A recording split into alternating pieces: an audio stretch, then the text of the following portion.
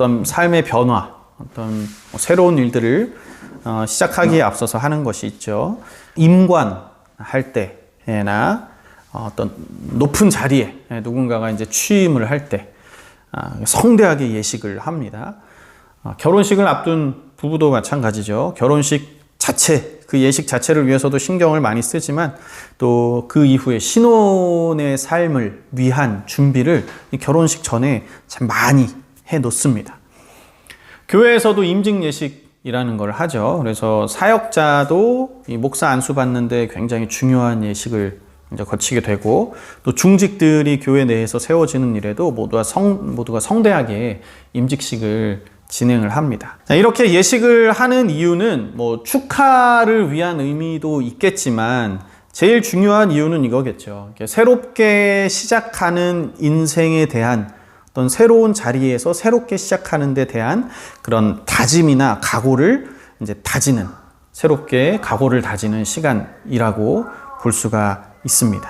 그러니까 그런 어떤 예식을 통해서 그 선배 되시는 분들의 격려나 권면의 말을 통해서, 사람들의 또 칭찬의 말들, 위로의 말들을 통해서 그 예식에 집중하면서 또 여러 가지 생각들을 하면서 그렇게 새롭게 시작할 인생에 대해서 다짐을 하는 시간이라고 볼 수가 있습니다. 요새는 이제 이런 것들을 다 이제 간소화하는 것이 조금 트렌드가 되어 가고 있기도 하죠. 그래서 그런 거를 안 하고 간소화하고 뭐 결혼식도 안 하고 이런 것들이 뭐 더 멋져 보이는 것처럼 보여지는 시대가 됐고, 또 뭐 취임식이나 이런 것들도 그냥 간소하게 지나가 버리는, 간소화하는 시대가 되다 보니까 실제로 이런 일들이 꽤나 많이 이제 일어나고 있는데요.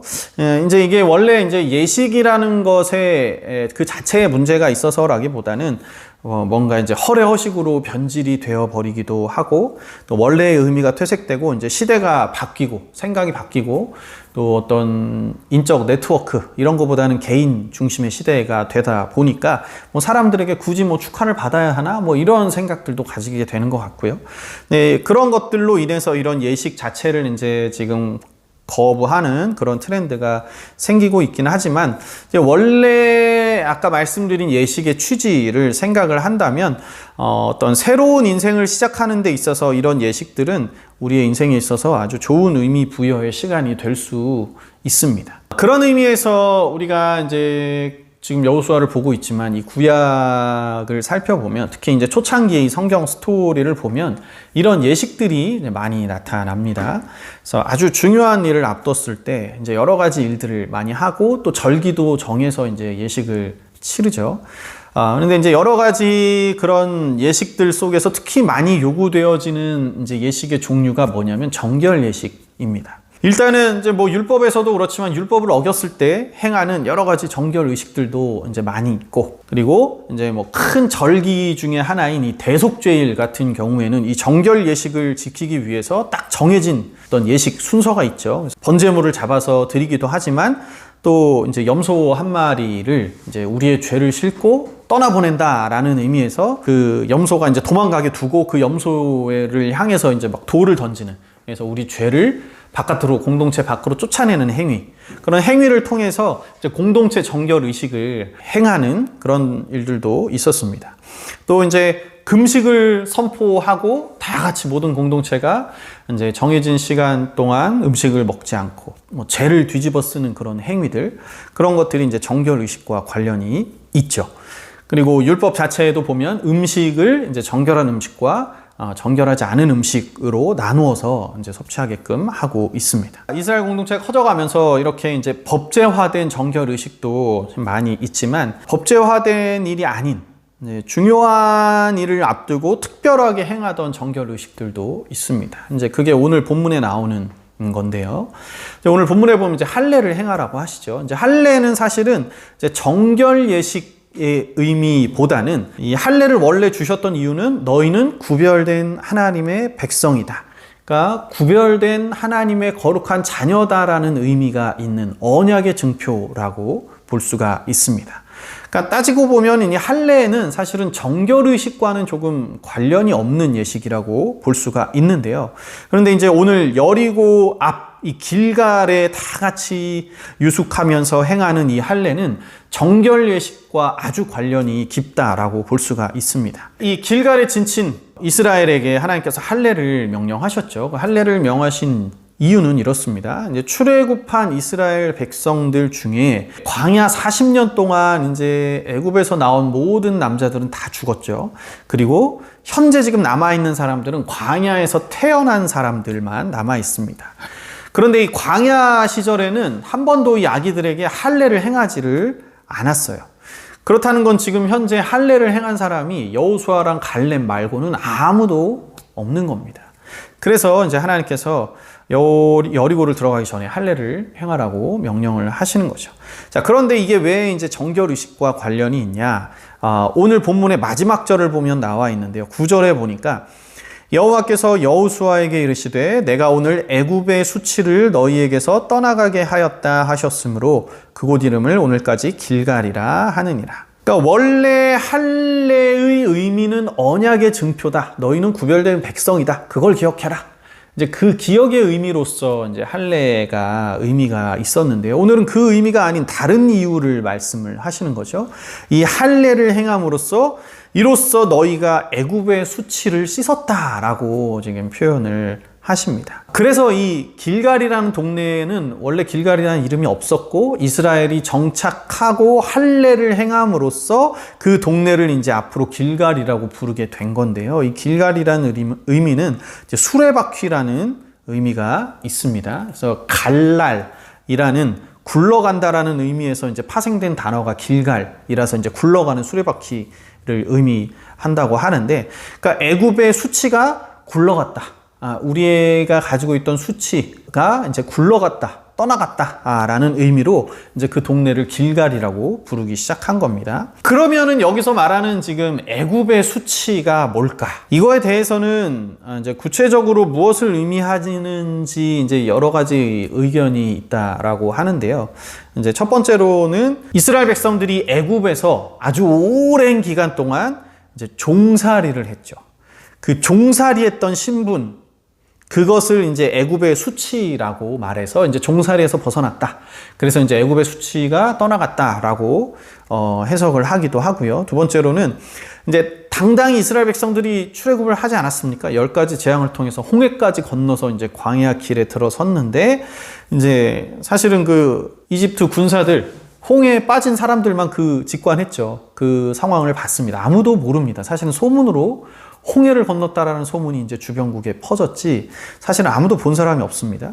근데 아무튼 그렇게 홍해까지 건넜다라는 소문이 돈 저 수백만의 사람들이 어디 정착을 못하고 40년 동안 광야에서 이렇게 왔다 갔다 떠돌이 생활만 하는 겁니다. 누구를 해치는 것도 아니고 어디를 점령하는 것도 아니었죠.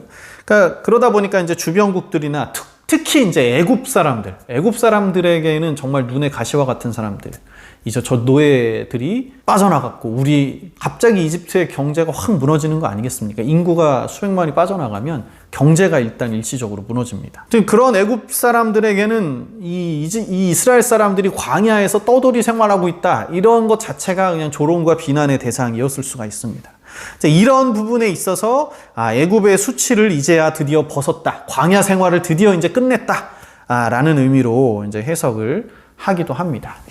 아무튼 광야 생활을 이제 벗었다, 아니면 이제 노예 생활을 이제 완전히 벗어났다 라는 두 가지 의미 모두 다 타당성이 있다라고 보고, 두 가지 의미가 모두 담겨 있다라고 생각이 되어지는데요. 야곱이 이제 어쨌든 처음에 애굽에 들어갈 때는 노예가 분명히 아니었는데 70인의 가족이 애굽에 들어갔을 때는 총리의 가족으로 들어갔는데 어느샌가 400년의 시간이 흐르면서 노예가 돼버렸죠. 또 광야에서 떠돌이 생활했던 그 40년의 시간들, 이 모든 애굽의 수치가 할례를 하면서 이제 가나안의 정착을 이제 시작을 하면서 다 굴러가 버린 겁니다. 그리고 이제 그렇게 애굽의 수치를 벗어 던진 새롭게 준비된 자들이 이 새로운 정착지 가나안에서의 첫 전투를 이제 시작하게 되는 것입니다. 그러니까 가만 보면 정착이 아직 완료된 게 아니에요.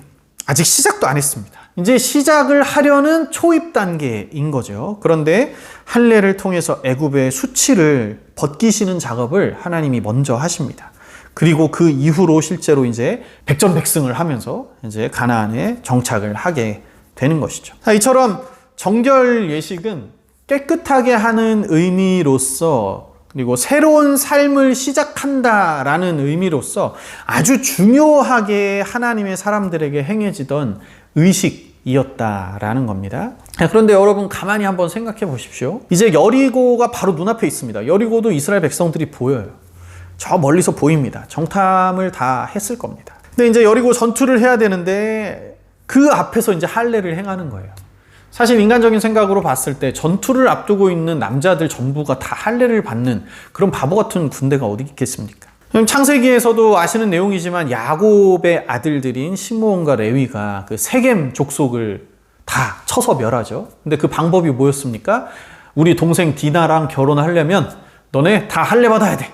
그렇게 거짓말을 해버리고 다 할례 받았을 때 다 쳐들어가서 밤에 급습을 해서 그 남자들을 다 죽입니다. 그러니까 할례를 받으면 남자들이 이렇게 전투를 할 수가 없습니다.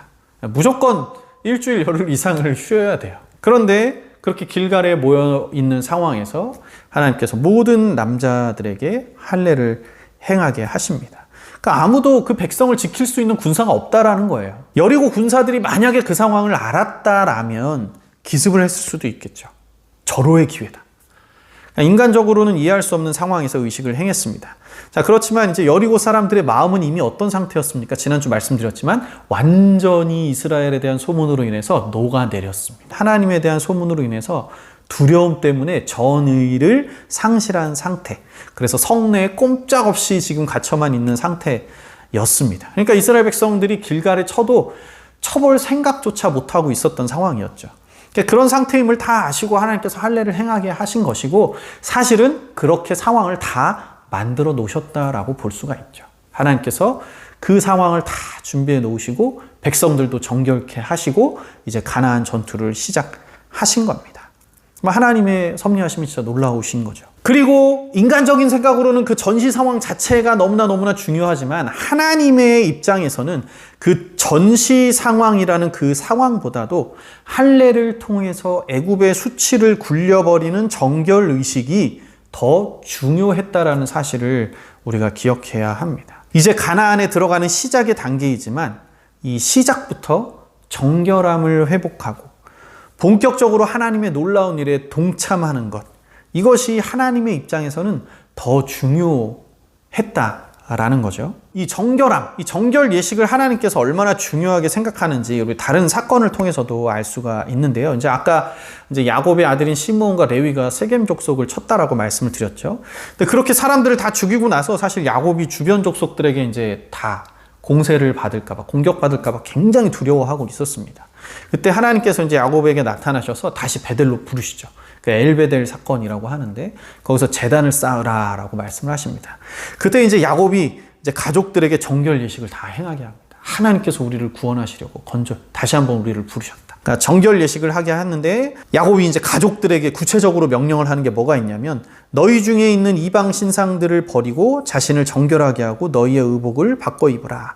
귀에 걸고 있던 귀고리들, 몸에 장식하고 있던 모든 것들을 다 빼고 그걸 땅에 다 묻어버리라고 시킵니다. 그 당시도 마찬가지지만 지금도 마찬가지지만 귀고리들, 이런 것들, 몸을 화려하게 치장하는 것들은 정말 화려함으로 자신을 뽐내고 특히 내 계급, 내 신분을 드러내는 어떤 그런 의미로서 이전부터 많이 사용되어져 왔죠. 게다가 또 그 당시의 귀고리들은 여러 우상들을 형상화한 이 미신의 의미도 곁들여서 가지고 있었기 때문에 하나님 앞에 제단을 쌓기에 앞서서 그런 것들부터 다 제해버리고 자기 자신을 정결하게 하는 것이 먼저 필요했던 겁니다. 그러니까 단지 어떤 의식 순서와 예식 순서 방식의 문제가 아니라 어떤 큰 일을 앞두고 하나님 앞에 나 스스로를 정결하게 준비하는 일이 얼마나 중요한지를 이런 사건들을 통해서 알 수가 있는 거죠. 그러니까 말씀드린 것처럼 여리고의 그 전시 상황 그 자체의 문제보다 하나님의 백성의 정결함을 더 귀하게 보시는 이가 하나님이시라는 사실을 우리가 다시 한번 기억해야 한다는 겁니다. 그리고 야곱 가족도 말씀드렸지만 사실은 몇십 명이 안 되는 가족들 아닙니까? 그 애굽에 들어갈 때 70여 명이 들어갔습니다. 얼마 안 되는 그런 가족들이 아브라함 때 하나님께서 부르셔서 이제 가족을 구성하기 시작하고, 그리고 나서 이삭, 야곱, 이제 막 3대째 이어지고 있는 하나님의 가문이 벌써부터 그 온갖 장식품과 그런 미신이 새겨져 있는 그런 장식품들에 젖어 있는 것을 보면 얼마나 인간이 그 주변 사람들, 그 세상이 돌아가는 모습들에 얼마나 민감하게 반응하고, 그 야곱의 가족들도 그곳에 살고 있는 토착민들의 생활 풍습을 다 본 거죠. 그들이 하고 있는 화려한 것들을 다 본 겁니다. 그들이 가지고 있는 우상을 다 보면서 미리 막 가정신, 무슨 신, 뭐 재물의 신 이런 것들을 다 몰래 들여왔던 거예요.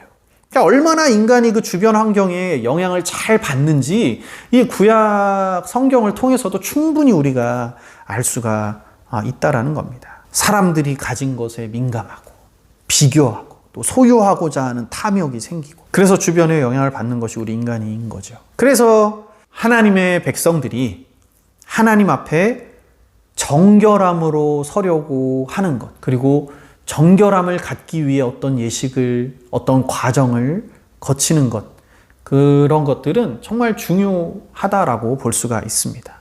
왜냐하면 인간은 자꾸 벗어나려는 속성이 있기 때문이에요.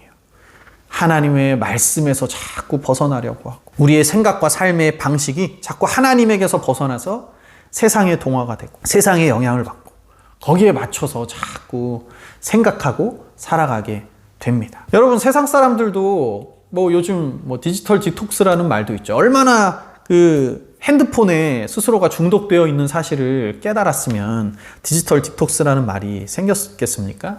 잠시 정신건강을 위해서 잠시 핸드폰을 내려놓자라는 의미로 쓰이고 있는데, 그만큼 사람은 무언가의 영향을 받고 심지어는 지배를 받습니다. 그 인간이 그렇게 연약하기 때문에, 부족하기 때문에, 그런 습성이 있기 때문에 하나님의 백성들 스스로가 자신을 정결하게 하기 위해서 특별히 어떤 중요한 일들을 앞두고 여러 가지 의식을, 예식을, 또 스스로의 어떤 삶의 패턴을 바꾸려고 노력하는 것은 아주 중요한 삶의 부분이라고 볼 수가 있습니다. 그러니까 우리가 예를 들어서 이런 것들이 있죠. 금식을 정해서 한다거나, 아까 말씀드린 디지털 디톡스라든지, 내 삶의 시간 사용에 있어서 나의 삶의 패턴을 조금 바꾸려고 노력한다거나, 기도의 시간을 그래서 정하고 또 말씀을 묵상하는 시간을 정한다거나, 또 새벽 기도가 있는 교회를 다니시는 분들은 시간을 정해서 이제 일정 기간 새벽 기도를 정해서 나간다거나 하는 이런 행위들이 아주 좋은 정결 예식이라고 생각을 합니다.